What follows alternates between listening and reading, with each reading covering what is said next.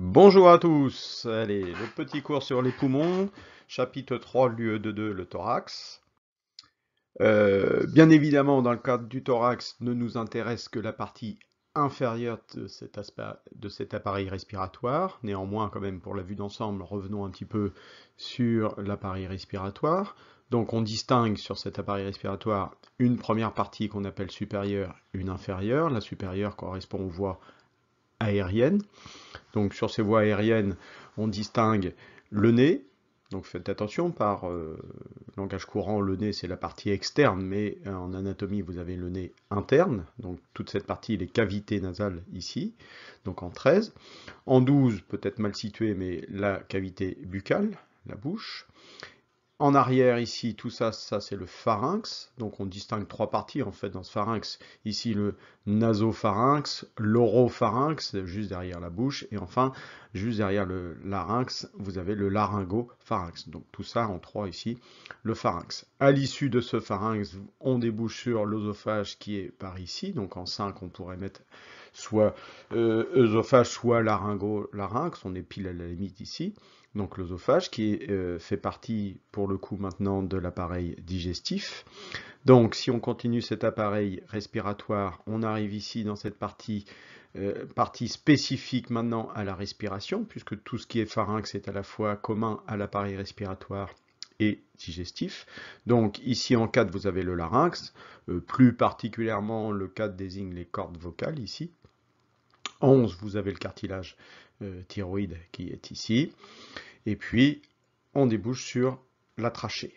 Cette trachée se subdivise en deux bronches principales, en 9 et 8, donc bronche souche gauche et bronche souche droite. Et évidemment, en 7 et 10, vous avez les deux poumons. L'appareil respiratoire se termine et est délimité par le bas par le diaphragme, qui est le principal muscle respiratoire. Au passage, évidemment, ce qui nous intéresse, nous, c'est ce qui est en dessous de l'OST, orifice supérieur du thorax, délimité, je vous rappelle, par le bord supérieur de la côte 1 et le dessus du manubrium, et l'orifice inférieur, qui est ici délimité par le diaphragme.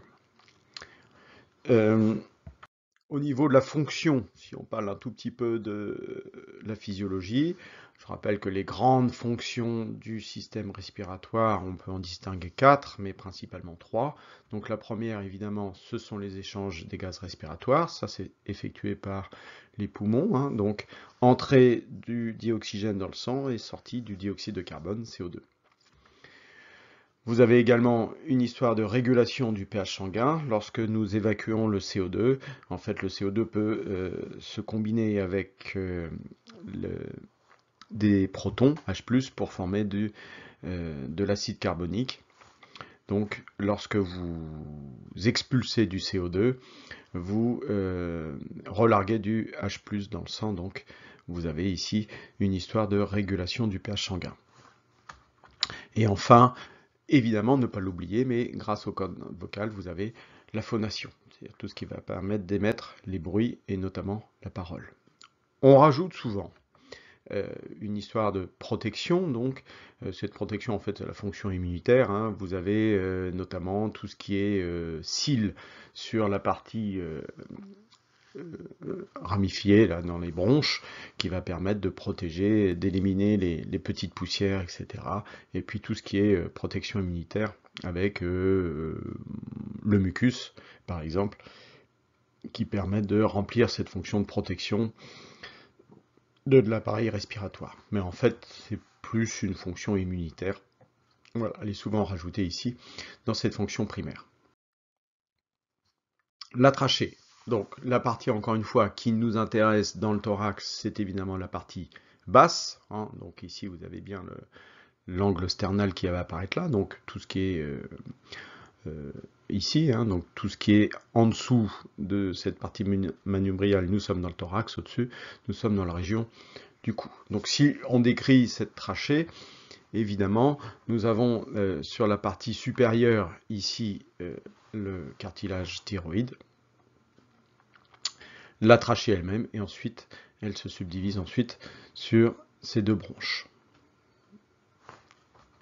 c'est pas cette partie-là, hein. Ça c'est bien la bifurcation. La carène c'est à l'intérieur, c'est ce qui va permettre de subdiviser le flux d'air en deux flux dans les deux bronches. Voilà, donc en 25 c'est la carène, c'est pas très important. Par contre, cette structure ici, donc on retrouve la paroi de la trachée. Donc on retrouve en 20 ici le cartilage lui-même qui assure la rigidification. Bien évidemment, de chaque côté, vous avez du tissu conjonctif en plus. Je vous rappelle quand même que le cartilage est également un tissu conjonctif mais spécifique. C'est un tissu conjonctif hyalin, ici, celui-ci. Alors, vous avez sur cette partie interne, donc l'air circule à l'intérieur, ici, dans cette partie. Vous avez ici une muqueuse, une association de tissu conjonctif et d'un tissu épithélial. Deux caractéristiques. Un, ce tissu épithélial, ça serait plutôt la légende 26 ici, ce tissu épithélial est de type cilié, qui va permettre de transporter en surface justement les petits débris, déchets, poussières, etc. pour les remonter jusqu'à l'œsophage, pour qu'ils soient éliminés dans la partie digestive. Et puis vous avez ici des glandes en 27, donc c'est un épithélium glandulaire qui va permettre la sécrétion du mucus, qui assure également la protection de ces voies respiratoires. La toux, par exemple, est un moyen de défense qui va permettre d'aider l'évacuation du mucus. Lorsqu'il y a une infection, on a un mucus qui devient plus épais, notamment parce que dedans il y a des bactéries. Donc vous avez une lutte du système immunitaire et donc la toux va permettre d'évacuer ce mucus. En arrière de la trachée, vous avez toujours cette partie musculaire. Donc en 21, vous avez ici des myocytes, des muscles qui vont permettre de tendre ce cartilage. Voilà. On a terminé sur cette description. Vous avez à la fin de cette première petite partie, tout simplement un rapport avec les organes. Je rappelle que le rapport avec les organes, c'est être capable de situer par rapport à un organe qu'est-ce qui est à côté comme autre organe. Donc pour la trachée, c'est assez simple. Au-dessus, donc le rapport supérieur en haut, vous avez le larynx. Bien sûr, sur la partie basse, ce sont les bronches. Donc, après la trachée, vous avez les bronches, donc globalement les poumons. En avant, alors sur la partie supérieure, vous avez ici de ce côté-là la glande thyroïde. Et d'ailleurs, sur le côté aussi, vous aurez la glande thyroïde. Sur la partie basse, vous avez bien sûr le sternum qui est devant. Néanmoins, vous avez entre deux ici l'arc aortique qui va passer devant la trachée, et bien évidemment en arrière de la trachée, vous avez l'œsophage, et encore derrière les vertèbres. Latéralement, de ce côté-là et de ce côté-là, enfin sur la partie basse, excusez-moi, plutôt par là, de ce côté-là, de chaque côté de la trachée, vous avez les poumons. Voilà donc pour les rapports. Je rappelle que la trachée dans cette UE, c'est la partie qui nous intéresse, là vous êtes dans le cou et ici vous êtes dans le thorax. Cette trachée se situe dans le médiastin supérieur, puisqu'à partir de l'angle sternal qui est ici, eh bien, il n'y a plus de trachée. Elle est subdivisée en deux bronches, donc dans le médiastin inférieur, il n'y a pas de trachée. Elle n'est présente que dans le médiastin supérieur, et elle est en arrière de ce médiastin supérieur. Voilà pour cette première petite vidéo.